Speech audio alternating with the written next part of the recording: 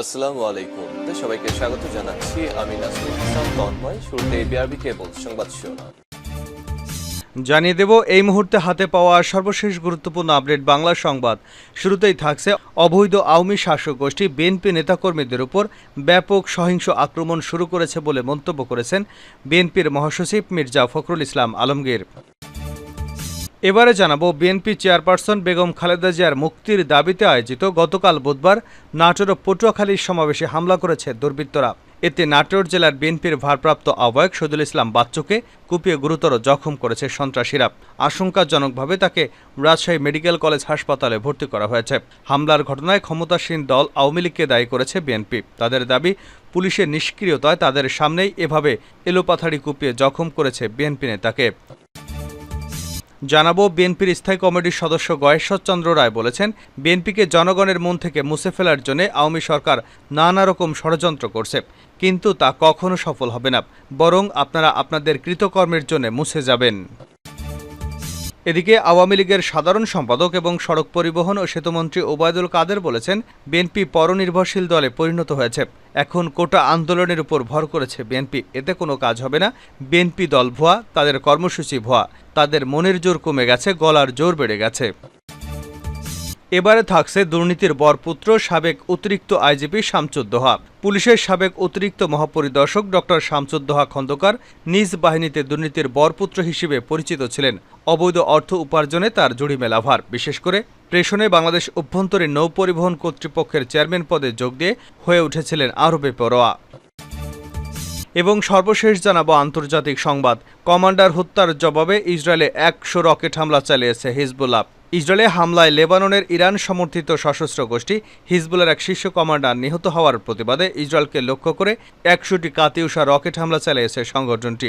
বুধবার ইসরায়েলের মার্জুনের দক্ষিণ লেবানিস এলাকাসহ বিভিন্ন জায়গায় এই হামলা চালায় হিজবুল্লাহ। খবর আল জাজিরার। এতক্ষণ শিরোনাম শুনছিলেন, এবার বিস্তারিত। প্রিয় দর্শক, আপনি যদি এই চ্যানেলে নতুন হয়ে থাকেন, ভিডিওটি দেখতে দেখতে চ্যানেলটি সাবস্ক্রাইব করে আমাদের সঙ্গেই থাকুন। আর এই ভিডিও সম্পর্কে আপনি আপনার মূল্যবান মতামতটি কমেন্ট বক্সে জানিয়ে দিন। আর হ্যাঁ প্রিয় দর্শক, জানিয়ে দিন ভিডিওটি কোথা থেকে দেখছেন।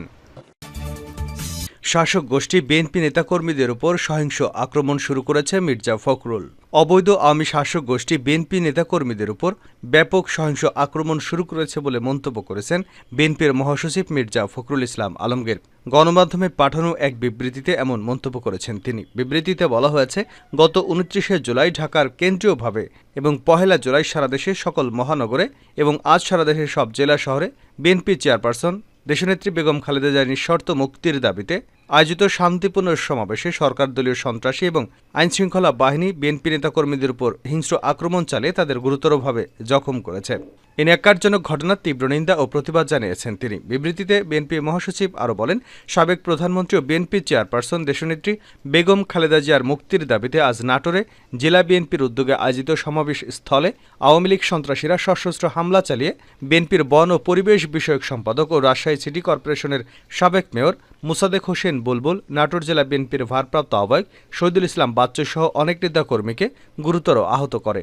বিবৃতিতে তিনি আরও বলেন, 7ই জানুয়ারি ডামি নির্বাচনের মাধ্যমে জোর করে রাষ্ট্র ক্ষমতা দখলকারী আওয়ামী অবৈধ শাসক গোষ্ঠী বিএনপি নেতাকর্মীদের উপর ব্যাপক সহিংস আক্রমণ শুরু করেছে।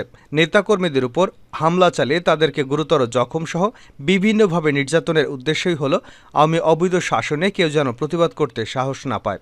বিএনপি সহ সমমনা দল ও গণতন্ত্রকামী মানুষের চলমান আন্দোলন কর্মসূচিকে বাধাগ্রস্ত করতেই অবৈধ আওয়ামী দখলদার সরকার আইনশৃঙ্খলা বাহিনী এবং তাদের সশস্ত্র সন্ত্রাসীদের মাধ্যমে পৈশাচিক উন্মত্ততায় মেতে উঠেছে। এ ধরনের বর্বরতার বিরুদ্ধে ধিক্কার জানানোর ভাষা আমার জানা নেই। নিষ্ঠুরতা, পৈশাচিকতা, বর্বরতা, অমানবিকতার দৃষ্টান্ত হচ্ছে আওয়ামী লীগ। বিএনপির মহাসচিব বিবৃতিতে আওয়ামী সন্ত্রাসীদের হামলায় গুরুতর আহত নেতাকর্মীদের আশু সুস্থতা কামনা করেন। তিনি উল্লেখিত নেতাকর্মীদের বিরুদ্ধে দায়েরকৃত মিথ্যা মামলা প্রত্যাহার ও নিঃশর্ত মুক্তি ও নিখোঁজ নেতাদের অবিলম্বে তাদের পরিবারের কাছে ফিরিয়ে দেওয়ার জোর আহ্বান জানান। নাটোরে বিএনপির আহ্বায়ক বাচ্চুকে কুপালো যুবলীগ। বিএনপি চেয়ারপারসন খালেদা জিয়ার মুক্তির দাবিতে আয়োজিত গতকাল বুধবার নাটোর ও পটুয়াখালী সমাবেশে হামলা করেছে দুর্বৃত্তরা। এতে নাটোর জেলা বিএনপির ভারপ্রাপ্ত আহ্বায়ক শহীদুল ইসলাম বাচ্চুকে কুপিয়ে গুরুতর জখম করা হয়েছে। আশঙ্কাজনকভাবে তাকে রাজশাহী মেডিকেল কলেজ হাসপাতালে ভর্তি করা হয়েছে। মামলার ঘটনায় ক্ষমতাসীন দল আওয়ামী লীগকে দায়ী করেছে বিএনপি। তাদের দাবি, পুলিশের নিষ্ক্রিয়তায় তাদের সামনে এসব হামলা হয়েছে। নাটোর ও পটুয়াখালীতে হামলায় রাজশাহীর সিটি কর্পোরেশনের মেয়র মোসাদ্দেক হোসেন বুলবুল সহ বিএনপির ৩০ জনেরও বেশি নেতাকর্মী আহত হয়েছেন বলে বিএনপির পক্ষ থেকে জানানো হয়েছে। সরকারের ষড়যন্ত্র সফল হবে না গয়েশ্বর। বিএনপির স্থায়ী কমিটির সদস্য গয়েশ্বর চন্দ্র রায় বলেছেন, বিএনপিকে জনগণের মন থেকে মুছে ফেলার জন্য আওয়ামী সরকার নানা ষড়যন্ত্র করছে, কিন্তু তা কখনো সফল হবে না, বরং আপনারা আপনাদের কৃতকর্মের জন্য মুছে যাবেন। বুধবার বিকেলে যশোর টাউন হল মাঠে জেলা বিএনপি আয়োজিত সমাবেশে প্রধান অতিথির বক্তব্যে এসব কথা বলেন তিনি। দলের কেন্দ্রীয় কর্মসূচির অংশ হিসেবে বিএনপি চেয়ারপারসন খালেদা জিয়া নিঃশর্ত মুক্তির দাবিতে এ সমাবেশ হয়। গয়েশ্বর চন্দ্র রায় বলেন, সংসদে কোনো রাজনীতিক পরিবেশ নেই, প্রশাসনীয় মাফিয়া, এই চক্রের হাত থেকে দেশকে রক্ষা করতে হবে। সরকার উন্নয়নের নামে দেশে ব্যাপক দুর্নীতি করে যাচ্ছে জানিয়ে তিনি বলেন, তাদের এই দুর্নীতির ভার টানতে হচ্ছে দেশের জনগণকে ভর্তুকের মাধ্যমে। এই ভর্তুকি হলো ভৌতিক বিল, যা আপনাকে আমাকে বছরের পর বছর দিতে হয়। সরকারি চাকরিজীবীদের বিষয়ে বিএনপির নীতি নির্ধারক বলেন, আমরা জানতাম সরকারি কর্মচারীরা জনগণের সেবক, কিন্তু এখন আমরা তাদের সেবকে পরিণত হয়েছে। কোনো কিছু হলে তারা বলে বড় স্যারেরা চাকরি খেয়ে ফেলবে, আমাদের করার কিছু নেই। অবস্থা এমন দাঁড়িয়েছে, এখন আমাদের সবার দায়িত্ব হলো তাদের চাকরি টিকে রাখা। সমাবেশে বিএনপির ভাইস চেয়ারম্যান শামসুজ্জামান দুদু বলেন, বেগম খালেদা জিয়াকে অন্যায়ভাবে আটকে রাখা হয়েছে। তার মুক্তির পর যে স্বচ্ছ নির্বাচন হবে তাতে আওয়ামী লীগ 2টি আসন পাবে। শেখ হাসিনাকে প্রতিটি আসনে জনগণ পরাজিত করবে, কারণ সেখানকার জনগণও আমাদের সঙ্গে আছে। আজকে এই বৈরী আবহাওয়া, জনগণের স্বতঃস্ফূর্ত উপস্থিতি সেটাই প্রমাণ করে। বৈরী আবহাওয়া উপেক্ষা করে অনুষ্ঠিত সমাবেশে সভাপতিত্ব করেন যশোর জেলা বিএনপির আহ্বায়ক অধ্যাপক নার্গিস বেগম। বিএনপি এখন কোটা আন্দোলনের উপর ভর করেছে ওবায়দুল কাদের। আওয়ামী লীগের সাধারণ সম্পাদক এবং সড়ক পরিবহন ও সেতুমন্ত্রী ওবায়দুল কাদের বলেছেন, বিএনপি পরনির্ভর দলে পরিণত হয়েছে। এখন কোটা আন্দোলনের উপর ভর করেছে বিএনপি, এতে কোনো কাজ হবে না। বিএনপি দল ভুয়া, তাদের কর্মসূচিও ভুয়া, তাদের মনের জোর কমে গেছে আর গলার জোর বেড়ে গেছে। বুধবার বিকেলে আওয়ামী লীগের ৭৫তম প্রতিষ্ঠা বার্ষিকী উপলক্ষে সাভারের হেমায়েতপুরে আয়োজিত আলোচনা সভায় প্রধান অতিথির বক্তব্যে তিনি এসব কথা বলেন। ঢাকা জেলা আওয়ামী লীগ এই আলোচনা সভার আয়োজন করে। ওবায়দুল কাদের বলেন, বিএনপি কি কেউ চালায়? বিএনপি লন্ডন থেকে রিমোট কন্ট্রোলের মাধ্যমে চলে। মধ্যরাতে ফরমান আসে। বিএনপির বড় বড় নেতা এখন তারেক আতঙ্কে আছেন, কখন কার কি হয়। তাদের কমিটি ভুয়া, ভুয়া দলের ভুয়া জন্মদিন। আন্দোলন কবে, ঈদের পরে নাকি আগে? এবছর না ওবছর? আন্দোলন হবে কোন বছর? দিন যায় বছর যায়, আন্দোলন আর আসে না। শেষ করছে আন্তর্জাতিক সংবাদ দিয়ে। কমান্ডার হত্যার জবাবে ইসরায়েলে ১০০ রকেট হামলা চালিয়েছে হিজবুল্লাহ। ইসরায়েলের হামলায় লেবাননের ইরান সমর্থিত সশস্ত্র গোষ্ঠী হিজবুল্লাহর এক শীর্ষ কমান্ডার নিহত হওয়ার প্রতিবাদে ইসরায়েলকে লক্ষ্য করে ১০০টি কাতিউষা রকেট দিয়ে হামলা চালিয়েছে সংগঠনটি।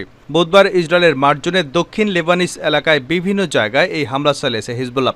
খবর আল জাজিরার এক বিবৃতিতে হিজবুল্লাহ জানিয়েছে, জ্যেষ্ঠ কমান্ডারকে হত্যা করায় ইসরায়েলের দখলকৃত গোলান সাইটের 2টি স্থানে সব রকেট ছোড়া হয়েছে। তারা বলেছে, হিজবুল্লাহ যোদ্ধারা গোলান ডিভিশন হেডকোয়ার্টারে, নাফা ব্যারাক এবং আকাশ ও ক্ষেপণাস্ত্র প্রতিরক্ষা হেডকোয়ার্টারে কেইলা ব্যারাকে হামলা চালিয়েছে।